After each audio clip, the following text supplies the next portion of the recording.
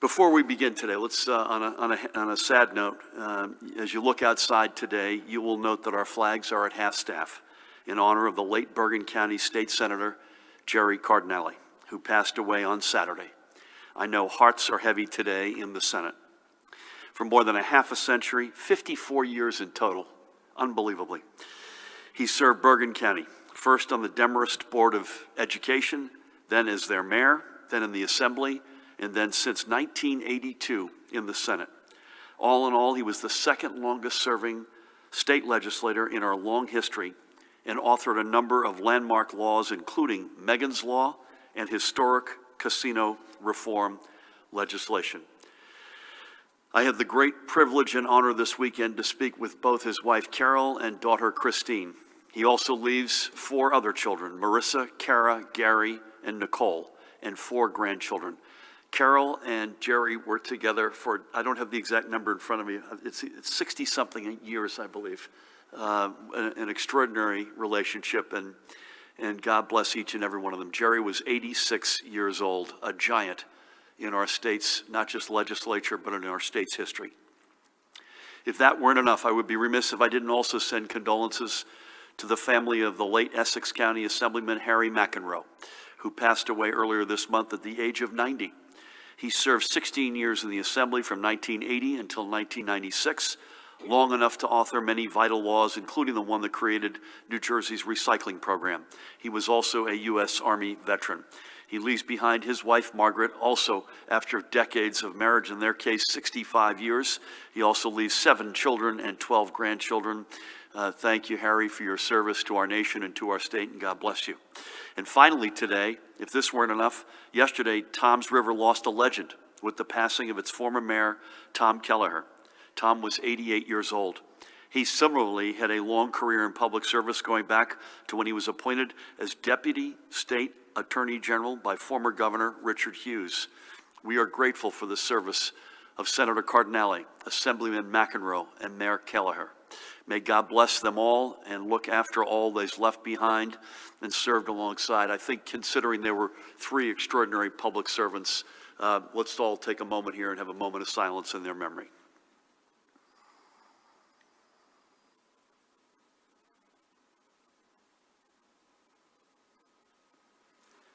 God bless them all and the families they leave behind. We're also joined today, by the way, by the Director of the Office of Homeland Security and Preparedness, Jared Maples, is with us.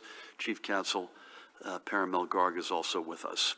We're going to switch gears here in a big way.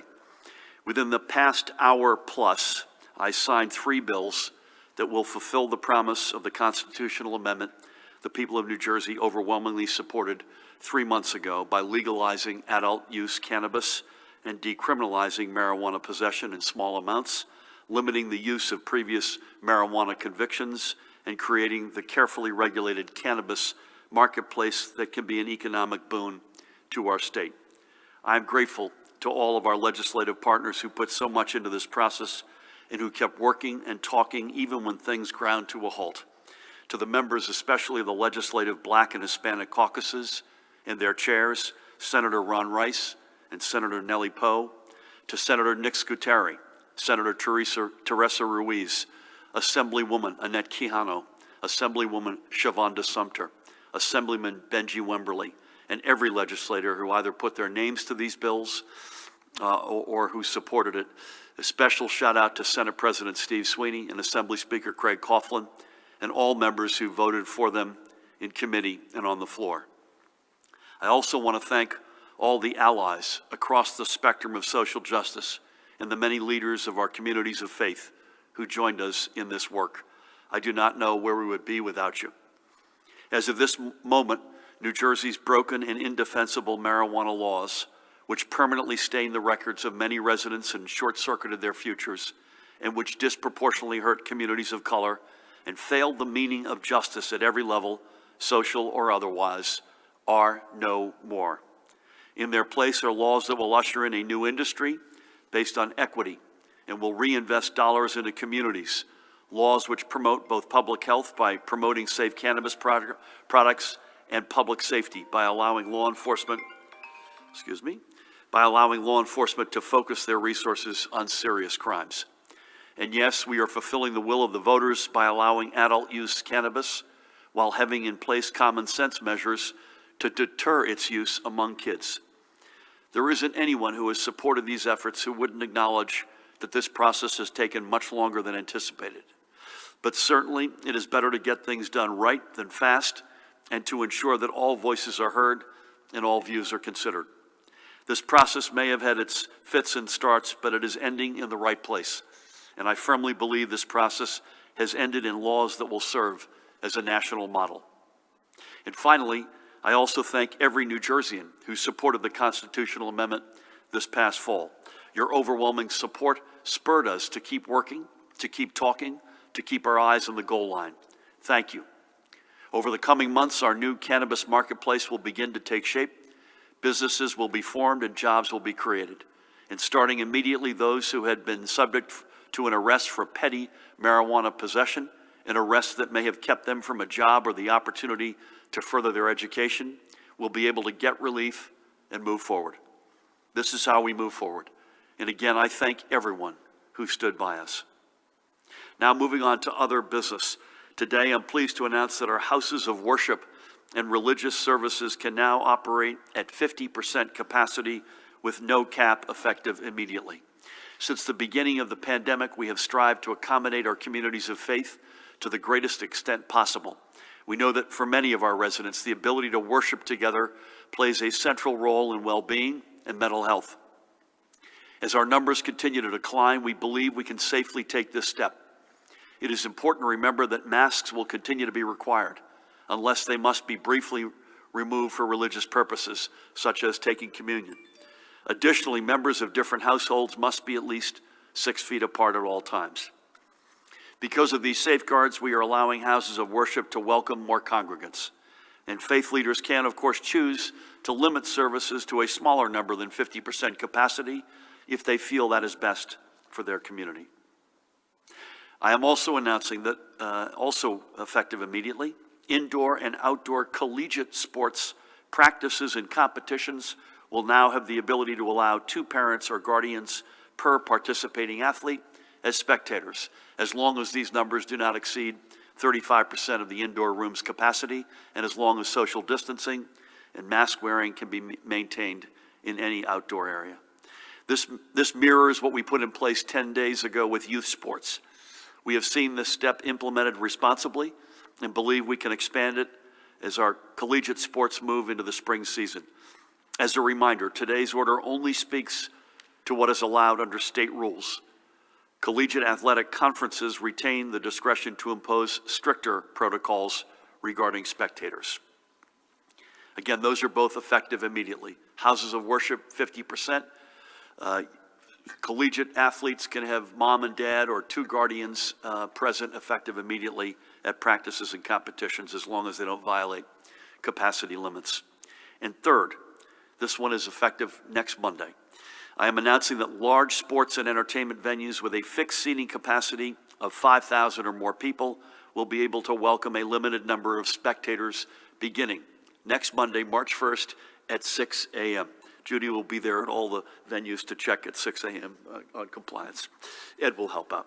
Indoor venues will be able to operate at 10% capacity, while outdoor venues will be able to operate at 15%, because we know the virus is more transmissible indoors than outdoors. Face coverings will be required, except when eating or drinking, and all groups must be seated at least 6 feet from each other. Other states have recently taken similar steps, including New York, and we are pleased to be able to join them. One reason we can take this step is because fixed seating means spectators are largely confined to their seats, which minimizes congregating. And should the numbers we track every day continue to go down, we hope and expect to be able to continue to raise these capacity limits as we approach the summer and fall. I'm also hopeful that as we move forward, we'll be able to open up more of our economy as well. And the New Jersey Economic Development Authority is laser focused on ensuring that our small businesses across every industry are in a stronger position. One such small business is Tamrock Homes, a recently created Somerset County real estate investment firm that is owned and operated by those two, Jen Tamadel and her husband, Brian. Together with their team, Jen and Brian specialize in purchasing rundown yet inhabitable multifamily properties and converting them into quality rental apartments. To keep their workers protected as they do construction, Tamrock Homes look to the EDA's Small and Micro Business PPE Access Program, which has provided them with deep discounts on the personal protective equipment that is required on the job site. The EDA is open for more small businesses like Tamrock Homes to join the PPE discount program, which can provide discounts of up to 70%. So far, roughly 9,000 small businesses have collectively saved more than $7.6 million. In fact, I think it's more than that now. And I encourage every small business owner to visit that website, covid19.nj.gov/PPE access. I had the pleasure to check in with Jen on Friday and to thank her for her and Brian's work to create more of the housing we need and for also ensuring their workers are protected. Check them out. Can you go back one slide to the Tamrock? That's how you spell it, tamrockhomes.com. tamrockhomes.com. Check them out. You're going to like what you see. And with that, Judy, I think we're ready to look at the all-important numbers. Is that okay? First, as of mid-morning today, we have administered a total of 1,676,496 vaccine doses statewide. That breaks down into 1.14 million first doses and 509,000 second doses. Many of last week's backlog deliveries from both Pfizer and Moderna are scheduled to arrive today. We are also expecting this week's supply from Moderna for about half of our sites to arrive today as well. Next, we are reporting an additional 2,847 positive test results. That breaks down into 2,165 PCR positives and 682 presumed positives from antigen rapid tests.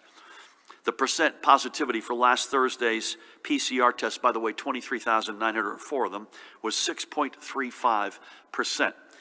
And the rate of transmission currently sits at 0.86. The rate of transmission has been below 1 for some time now, and we're seeing the subsequent decrease in new cases that we would expect to follow.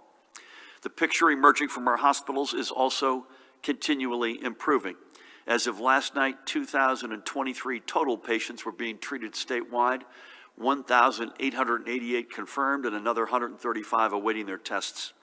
There were 438 patients in our intensive care units, and 289 were requiring assistance of a ventilator.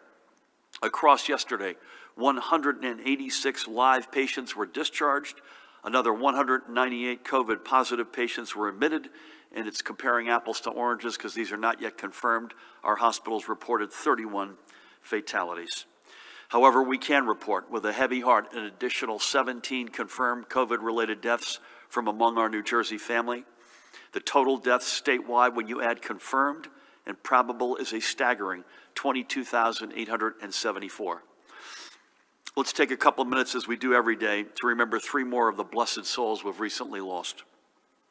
We'll begin by remembering this guy on the right, Professor Scott Nelson of Plainfield. And Scott was just 59 years old. A native of Jamaica, Queens, he was both a gifted athlete and student at Plainfield High School before going on to gain the skills to become a licensed professional counselor by earning a bachelor's degree in counseling and a master's degree in psychology, both from Indiana State University, where he was also a proud member of the Alpha Phi Alpha fraternity. A longtime member of the New Jersey Counseling Association early in his career, Scott served as the director of an agency that provides counseling services to North Jersey's children and families, and also educated the next generation of counselors as an adjunct professor at Keene University and New Jersey City University, among others. According to his former colleagues, Scott had a special gift of connecting with parents and children, which encouraged them to continue the mental health counseling that they deserved. Scott was active in the life of Plainfield Congregational Church and enjoyed time spent with family and friends. He leaves behind his wife Julia, his former companion Maria, his son Javier, and that's Javier on the left, and his son Justin, as well as his sister Karen, among many friends. I had the great honor on Friday of speaking with Maria and Javier, and needless to say, they're busted up. We thank Scott for a career spent in the service of others, and may God bless him in his memory. North Brunswick's John Palecchia similarly dedicated his life to his community. In 1973, with a degree as well, we mentioned Keene University. It was then known, by the way, as Frank knows, as Newark State College back in the day. He began a 30-year career in East Brunswick's public schools as an educator, a journey that would conclude at the Churchill Junior High School, where he taught 7th grade science, math, and computer science. After his well-earned retirement, John continued to support others in their educations, helping those who had been incarcerated earn their GEDs. He helped everyone and anyone who came to him and fostered lifelong relationships with them. Even throughout his teaching career, John maintained a second job, working nights and weekends to further support his family, most notably in IT support for the Dow Jones News Service. John leaves behind his wife, Carol, and that's Carol on the left. After 47 years of marriage, he also leaves behind his children, Heather and Brandon, and his 3 beloved grandchildren, Abby, Maddie, and I believe that is Maddie right there in the middle, and Max, who simply knew him as Pop. John is also survived by 5 brothers. I had the great honor on Friday of speaking with Carol and their daughter, Heather. Carol wanted me to make sure I said that he was a great husband, father, grandfather, and brother. He had outstanding work ethic. There wasn't a blood drive he ever missed. And he was so smart and curious, and by evidence of that, she said he just decided to self-teach himself French. We are extraordinarily grateful for all John did throughout his long career to educate and prepare future generations. May God bless and watch over him and his family. And I should note that in John's memory, his family, through the group COVID Tech Connect, donated 3 iPads to the hospital where he was being treated. By the way, they only had 1 iPad in the entire hospital when John was sick. So more families can remain in contact with their loved ones. So we also thank Heather, with whom I spoke about this very program, and the Pilecchia family for their generosity. And finally, for today, we celebrate the life of this guy, Richard Paul Sr. of Lindenwold. A proud graduate of Haddonfield High School, Rick had a long career in the oil services industry, with jobs that would take him from refineries of South Jersey all the way to the Alaska pipeline.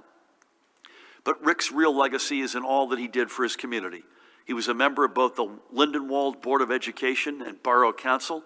He coached football for the Linden Borough Chargers, and he served as the disaster director for Camden and Burlington counties for the American Red Cross. I thank the Red Cross for bringing Rick's passing to our attention. Rick was 75 years old. He is survived by his wife, Ruth Ann, and by his children, Richard Jr., who goes by Rich, and I had the great honor of speaking with Rich on Friday, Christopher, Catherine, John, and by his grandchildren, Sarah, Alexis, Christopher Jr., and Natalie Ann, and great-grandchildren, KJ and Aiden. He also leaves behind his sisters, Marguerite and Evelyn, and his brother, Robert, and numerous nieces, nephews, and many friends. Rick, for all you did for the borough of Lindenwold, thank you, and God bless and watch over you. May your service be long remembered. And we will remember Rick and John and Scott.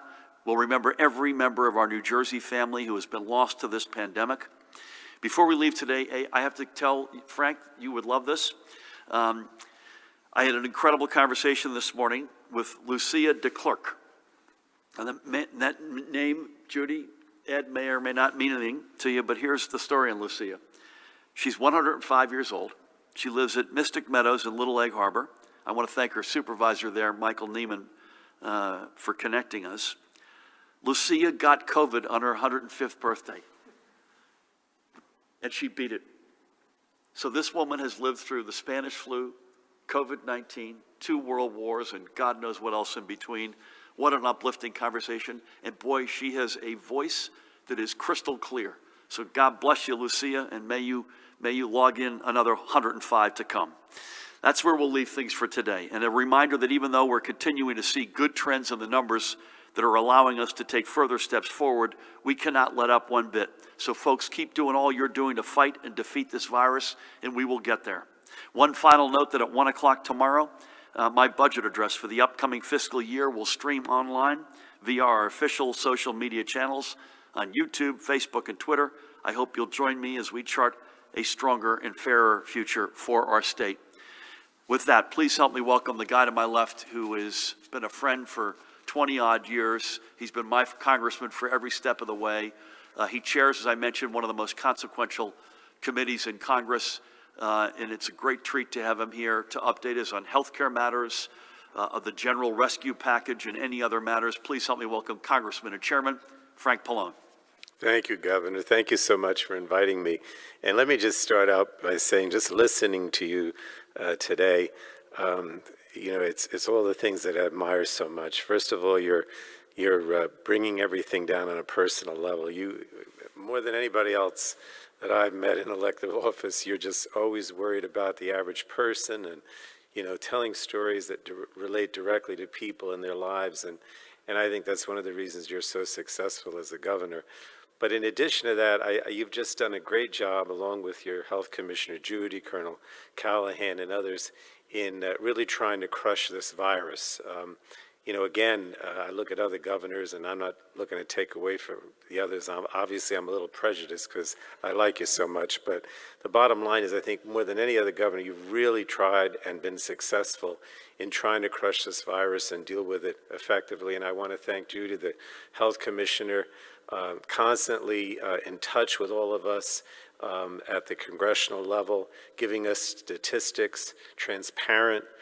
Colonel Callahan, anytime you need anything, you can call him up and he immediately responds. So just a great team, Governor, led by you. But I wanted to say that the reason I came today is because we are doing a new COVID package.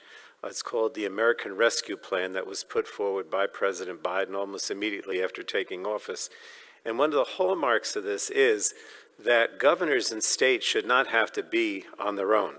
And I know I try to be positive rather than negative, but I have to tell you, since last March, it's almost a year now since this COVID crisis became a pandemic, myself and others in Congress were constantly trying to get President Trump to take this on nationally, to have a national plan, to have a national strategy, to coordinate with the states. And that just never happened.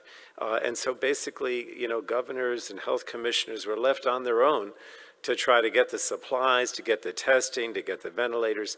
And it just was not the way to operate. And it's one of the reasons why I think as a nation, we got very far behind in our effort to crush the virus and help people. But that didn't mean that you, as a governor, didn't do an excellent job. You really did. But it shouldn't be. It should be that there should be a national plan. So what is happening now with President Biden is that there is a national plan from day one, either through executive order or through pushing out things through the federal agencies.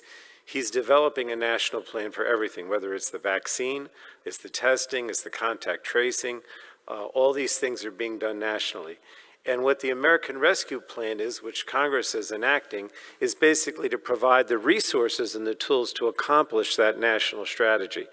So we, in our committee, a couple of weeks ago, passed the health care and some of the energy and digital divide aspects of this. But the whole bill has been put together by the Budget Committee, and we expect to vote on it. I'll be going back to Washington after this press conference, and we expect to vote on this in the House on either Friday or Saturday.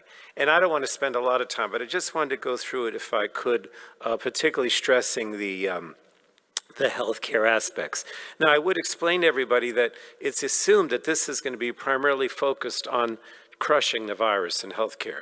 And then that'll be followed in April or May, hopefully, by a larger economic package that deals with infrastructure and stimulus, things like Gateway. I know I always have to mention Gateway, would be in that next package primarily. But there are some things that are very important to the state in this package, and I'm not going to spend a lot of time on them, but obviously the most important one is the direct state aid, the direct aid to the state, the counties, and the localities. And so for New Jersey, that means about $6.5 billion in direct state aid. And for the towns and the counties, it's almost $3 billion. And then for the schools, about $2.5 billion. So that's not what I'm focusing on, but I do want you to know that this package includes that, which is so important to the state and to the towns. And it also includes additional money, $1,400 for people who are eligible for the last $600, so they're brought up to $2,000 in direct contributions, and also an extension of unemployment until the end of August, which goes from an extra $300 a week to extra $400 a week. But let me just talk about the effort to crush the virus. First of all, with regard to vaccines, there's about $7.5 billion that's going to go back to the states for vaccine distribution. The there's an additional $5 billion for vaccine and therapeutic supply chain to get those supplies out to the states in a coordinated national effort. And then there's about a billion for a vaccine confidence activity, because as the health commissioner knows, part of the problem is that, people, particularly low-income people or minorities, are not confident to take the vaccine. And so we have to have a public relations campaign. In addition to that, we have another $46 billion to fund testing, contact tracing, and mitigation, because it's still important to do that. It's not just enough to do the vaccine. Also, for genomic sequencing, we have a $1.75 billion. This is for the variants, so that we can fight the variants. There's $7.7 billion to hire 100,000 people for the public health workforce. As you know, we don't have enough people to do all this, whether it's a vaccine, whether it's a contact tracing. So we're going to hire another 100,000 people as part of this American Rescue Plan. And most important, I think, because I know that all of us continue to be concerned about disparities, there's $25 billion to address healthcare disparities. And this is to get out the vaccine, the testing for people of low income, but also people who are African American, who are Latino, and others that just aren't being addressed effectively. And one of the things that I spoke to Judy about particularly is direct vaccine is going to go to community health centers, which is so important in addressing those disparities. And finally, I wanted to mention mental health. We have another $4 billion for mental health programs for treatment. We know that during this crisis that a lot of people are stressed out. There's more a problem with opiates. These things need to be addressed. Now, I wanted to mention, again, I have to say, Governor, you've been great. You put New Jersey now has its own state plan for the Affordable Care Act. You also extended the time when people can sign up until May. But we need to help more people with the Affordable Care Act. Healthcare costs are going up. So what we've done is expand in this bill the level of subsidy that a person gets to help pay for their premium if you're already eligible, and then remove the cap on who is eligible. So people, regardless of income, would get some help to pay for their health care premiums. And I'm not going to go into that because I know there's not a lot of time. But the last thing I did also want to mention is, because, again, this deals with my committee, is we're also helping people in significant ways with some other needs. So, for example, with LIHEAP, which is our federal energy assistance program, we have an additional $4.5 billion to help low-income people pay for their energy bills. We have an additional money to help people pay for their drinking water and sewer bills. This did not exist before. This is brand new. And then last is for the digital divide, because we know that a lot of kids are still using virtual learning rather than, going to school in person. And so there's $7.6 billion to help kids connect to schools and libraries from home. I just wanted to mention these things because I do think, Governor, that I don't want to say, help is on the way. That's, I guess, kind of trite. But I really think that what we're seeing now with this new Biden administration is an effort to coordinate crushing the virus nationally, to coordinate help for the states through this rescue plan, and make a difference so that you guys at the state level are not on your own, the way you really have been for the most part. And with that, I'll turn it back to you. Thank you again for inviting me. Frank, it's a treat to have you here. All of the items you listed are going to be music to our ears, assuming they get through this. For instance, we're doing a lot to subsidize, as you know, in our own marketplace, folks to be able to acquire health insurance who heretofore had not been able to do it. But, we've had to limit the income levels on this to make sure that it was, pardon me here, I'm not sure how to do this, to make sure that we had enough money to hit the folks who needed it the most. And the fact that you lift income limits is a huge deal.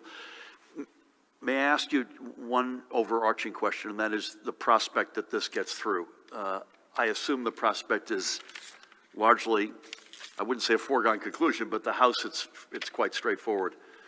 How do you see your Senate colleagues in terms of prospects of getting this through? This, I make it a habit of not having press conferences or come in here unless I can report something that's actually going to happen. So that is, I would not worry about it. I mean, of course you will. But the bottom line is that this is a budget the process is so bureaucratic. We actually passed the budget reconciliation several weeks ago, both houses, right? And the instructions were to the various committees. For me, it was mostly healthcare and energy and the other things I mentioned. But this is all done. Everything I mentioned was done in coordination with the White House and with the Senate. There may be some things on the edges that might change, but not the things I mentioned to you. And the deadline to have this all wrapped up and on the president's desk and signed is March 14th, and I think it might even be earlier. And then, as you know, the money is supposed to go out very quickly. Yep. So, yeah, it's pretty much baked, I guess. Is that the word? Yeah, that's a good, yeah, well, in light of the announcement I made earlier, I think that's a good word to use today.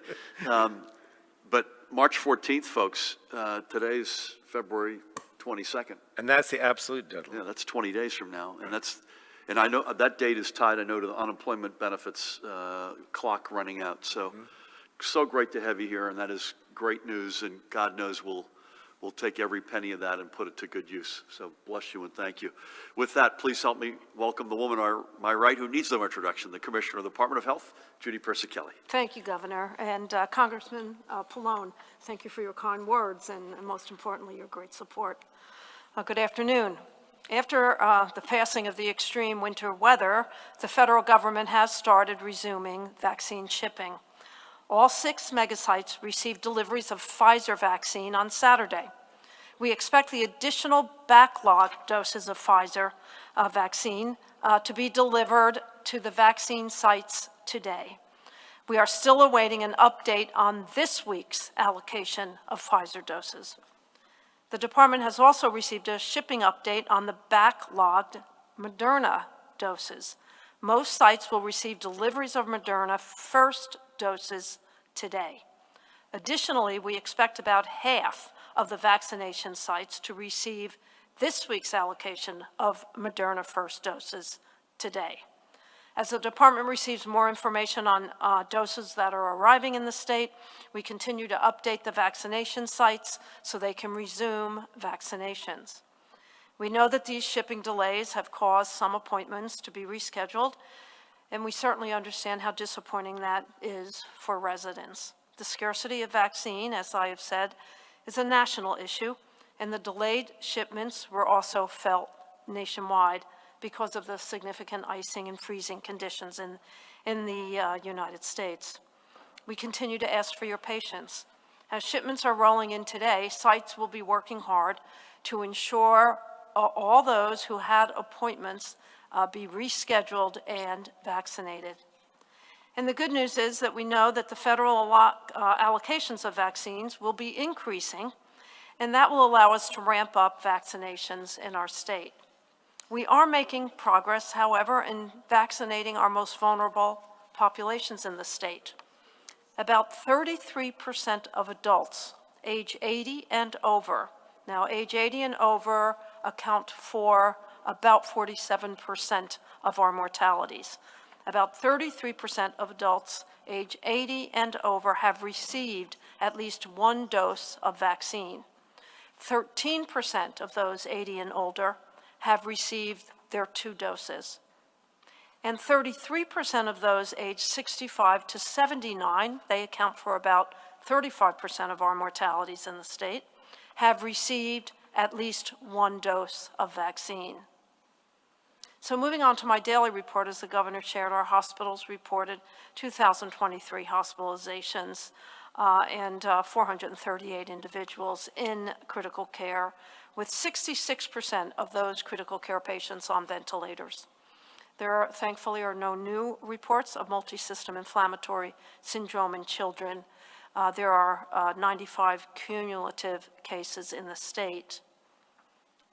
There is 1 new confirmed case of the B117 variant. As you know, that variant emerged in the UK. There are 53 total reports of this variant in the state. The governor reviewed the new cases and deaths reported. In terms of deaths, the breakdown by race and ethnicity. is as follows: white, 55.6%, black, 16.6%, Hispanic, 18.9%, Asian, 5.1%, other, 3.8%. At the state veterans homes, there is one new positive resident case in the Paramus home, and at the state psychiatric hospitals, there are no new reports among their patients. In New Jersey, the daily percent positivity as of February 15th was 6.35%. That's the lowest it has been in a while. Northern part of the state reports 6.01%, the central part of the state 6.55%, and the southern part of the state 7.14%. So that concludes my daily report. Stay safe, continue to mask up, social distance, stay home when you're sick, get tested, and remember, for each other and for us all, please take the call and download the COVID Alert NJ app. Thank you. Judy, thank you.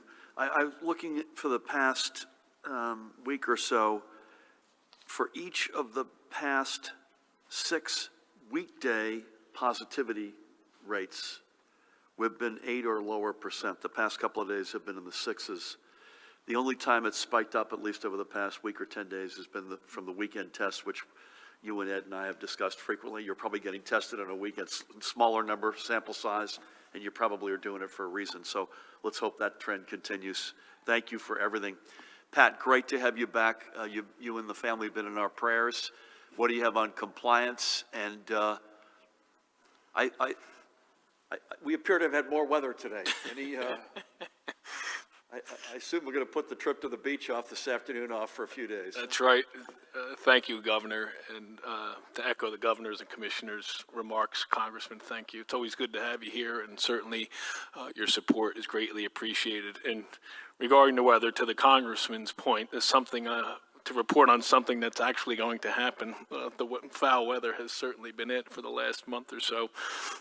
Compliance, we only had 2 since we last met. One was the Fire and Ice nightclub in Woodbridge was cited for being well over capacity and no facial coverings, as well as the Sear House Grill in Little Falls was cited for similar EO compliance issues. And the weather today, I think we're out of it on the way in here. You saw it transitioning from that snow into a wintry mix. But the rest of the week, Governor, looks like we're gonna see sun for the rest of the week, which is going to be a welcome change, and even upwards into the high 40s on Wednesday, which may help us in one front. But we have to keep an eye on standing water in the roadways, and I know our partners at DOT are on top of that, as are our local road departments, and making sure those storm drains are clear. Got it. Thanks, Gov. Thank you for that. Great to have you back. I'm calling an audible here because it's a family that Frank and I both know well. Just a tragic, non-COVID related, Alex Roberts, son of Nancy and Doug Roberts, who live in Frank's district. Alex grew up there. We were together when he got his Eagle Scout. Remember that? Just an awful tragedy. Not yet 21 years old. Sister Elizabeth, I believe, is the sister's name. So keep Doug, Nancy, Elizabeth, and Alex's memory in your prayers. I think this is not official, but I think we're going to be together tomorrow virtually. Wednesday, we're going to push it to 3 o'clock out of respect for Jerry Cardinelli's funeral, which is midday. And that'll be here unless you hear otherwise. Again, 3 o'clock on Wednesday. And tomorrow is the budget address, which is going to stream at 1 p.m. And I know you won't miss that. So with that, let's start with Brent. Good afternoon. Good afternoon, and condolences to Mr. Pileckia's family. That was one of my high school science teachers in Churchill Junior High. Are you serious? Yeah, I went to East Brunswick High and Churchill Junior High, so my condolences to Mr. Sounds like he Pileckia's was an family. incredible guy. He was a great guy. So on to the questions. Residents are saying the vaccine hotline is telling them the entire scheduling system is down and has been since February 9th, which is when you said there would be a pause in scheduling appointments as people are trained and the system is updated. What is the status on that? Will your budget contain money to seriously upgrade the computer mainframe, among other things, for unemployment claims and motor vehicle commission transactions? From Brenda Flanagan of NJTV, when will the FEMA vaccination sites be in New Jersey? When will they be what, sorry? When will they be opened in New Jersey, and where will they be? Yep. Judy, I'll come back to you in a second on the scheduling question for the call center. I won't get into any budget details today, but needless to say, motor vehicles and filing unemployment benefit claims are a major focus. Those are areas which have been, this is notwithstanding extraordinary leadership by the folks there, but they were neglected for a long, long time. And so that has been a particular focus. The FEMA sites have begun to open. I'm going to be at one of them with my friend Reverend Buster Soares, I think on Wednesday, at the First Baptist of Lincoln Garden. I'm going to swing by another church tomorrow. I don't know if that's in a FEMA program or not, but I can get you, we'll get you, Dan, can you follow up with Brent and give him the locations and the openings? But this is up and running already. I can't say that it's up and running in every location, but it is up and running in some, and we'll get you the details. Judy, call center scheduling, what's your outlook there? Yeah, I don't have a hard date on when they'll start scheduling. I hope to have that by the end of the week. We're still having some system issues, but they're being worked out. There was a new release at the end of last week. It went fairly well, so that bodes well for the call center. I do have some information on the FEMA sites. if you'd Please. Like, Well, why am I not turning to you immediately to answer that? I don't know what got into me there. the Somerset site, Franklin, I guess it is, that is up and running. And this week, we're having what we call soft openings in Trenton and Patterson. And we'll get you the details on those. Thank you. Let's go back. Dustin, good afternoon. Good afternoon. A couple of questions on marijuana. Just speaking generally, were you ever worried that this would have fallen apart? A lot of people, especially marijuana patients, say the law is incomplete without language allowing people to grow cannabis at home. Do you support that? Now that you've signed the bills, what happens to all the people who've been charged between voters approving legalization in November and now? Will you pardon people who've been on the receiving end of what you just called the state's broken and indefensible laws? And then going back to your announcement on Friday on the $1.2 billion in education money, is your administration going to publicly break down where that money eventually goes? Thanks. Dustin, on the last one, the answer, I think, is a resounding yes. But because so you've got about 90% of that education money is per capita based. Paramel will correct me if I'm wrong. And then about 10% of it is in two different programs, one focused on learning loss, one focused on mental health. And so those processes have to play out because those are competitive programs. But I think the answer is resoundingly yes, unless you hear otherwise from me. Was I concerned that it could have fallen apart? It could have fallen apart, which is why I wanted to give a huge shout out to our legislative colleagues, as well as folks on and their teams, as well as our team. People stayed at it. You know, this stuff is not easy. Frank referred to the federal legislation as complicated, and the marijuana road was complicated, without question. But thanks to the spirit of a lot of folks, we got it done. And that required perseverance and willingness to find common ground, and folks did. I think on the cannabis from home or any other, we're going to go with the bills I just signed. We'll leave it at that. I appreciate the folks who have reached out on that front, but we're going to go with what we got.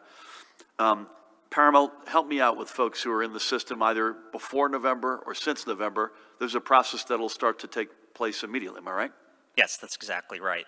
There's a process in the bill that provides for people with pending marijuana charges, for those charges to be dismissed.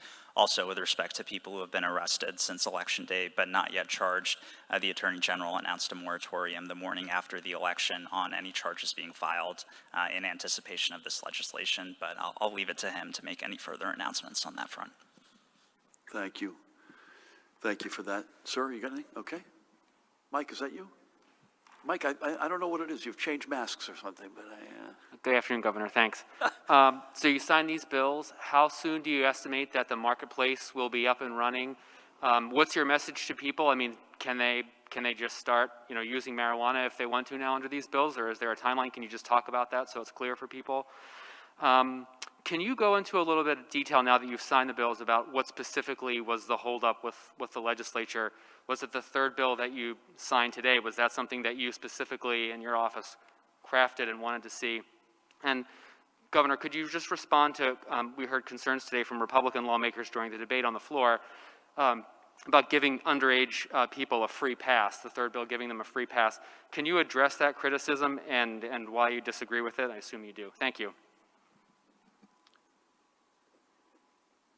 How soon? It's going to take some number of months. If I had to put a number on it, plus or minus 6 months, Paramount, unless you tell me I'm wrong about that. Secondly, what message? Listen, people still need to be responsible. This is, the words adult use have been associated with this from day one, including on the referendum that the voters voted overwhelmingly to support. So my message is it's adult use, and it should be treated like any substance like this, alcohol or other, with responsibility. I don't know that there's any, again, I can't thank enough the folks who stayed in this fight, and the black and brown caucuses in particular, the Senate President, the Speaker, folks on our team just didn't relent and stayed in every step of the way. I think, as I've been saying publicly for the past number of weeks, probably the trickiest part of this was to be respectful of the two principles, one of which none of us want more of our kids, particularly kids of color, tied up in the criminal justice system. And on the other hand, voters voted for adult use legalization of cannabis and not to legalize it for kids. So getting those two principles properly respected was not easy, but we got it done. And I didn't hear the Republican criticism. So I would just say this, if I understand your question correctly, cannabis or marijuana is not legal for kids, and that we were able to achieve that.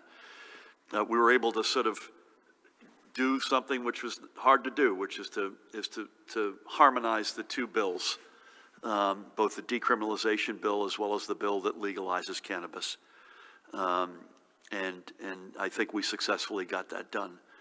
Again, I didn't get to this overnight, and I didn't get to this for all what will be economic benefits, jobs created, lots of the ancillary reasons. I've kidded about this, about, it being another reason why young people will want to come here or stay here. The reason I signed these bills, the reason why we've been in the fight, is for social justice, to undo the wrongs that have been existing for decades upon decades, and if not in some cases centuries. But as it relates especially to the war on drugs and the disproportionate impact that our communities of color have paid. And at long last, we've broken through.